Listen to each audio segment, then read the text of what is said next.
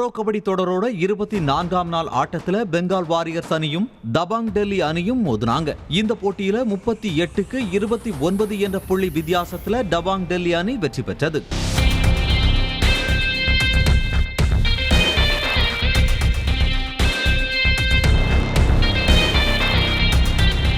தபாங் டெல்லி அணி 15 right பாயிண்ட்களையும் 17 tackle பாயிண்ட்களையும் 4 all out பாயிண்ட்களையும் எடுத்தாங்க.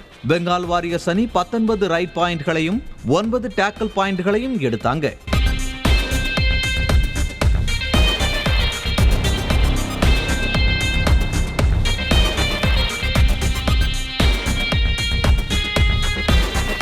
டெல்லி வீரர்கள் சிறப்பாக விளையாடியதால இறுதியாக அந்த அணி 9 புள்ளிகள் வித்தியாசத்துல பெங்கால் அணியை வீழ்த்தி வெற்றி பெற்றிருக்காங்க.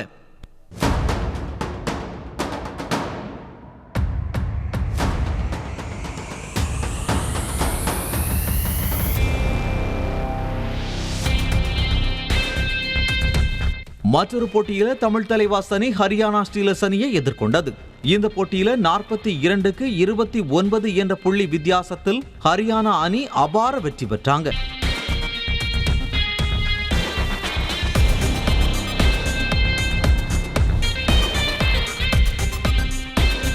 ஹரியானா அணி 18 ரைட் பாயிண்ட்களையும் 20 டேக்கிள் பாயிண்ட்களையும் எடுத்தாங்க.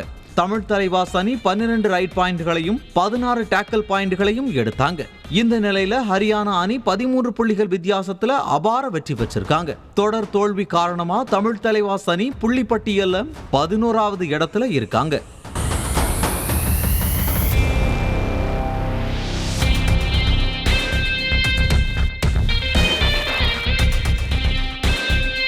ப்ரோ கபடி தொடரின் 25வது நாள் ஆட்டத்தில் புனேரி பல்தான் மற்றும் பாட்னா பைரட்ஸ் அணிகள் மோத இருக்காங்க.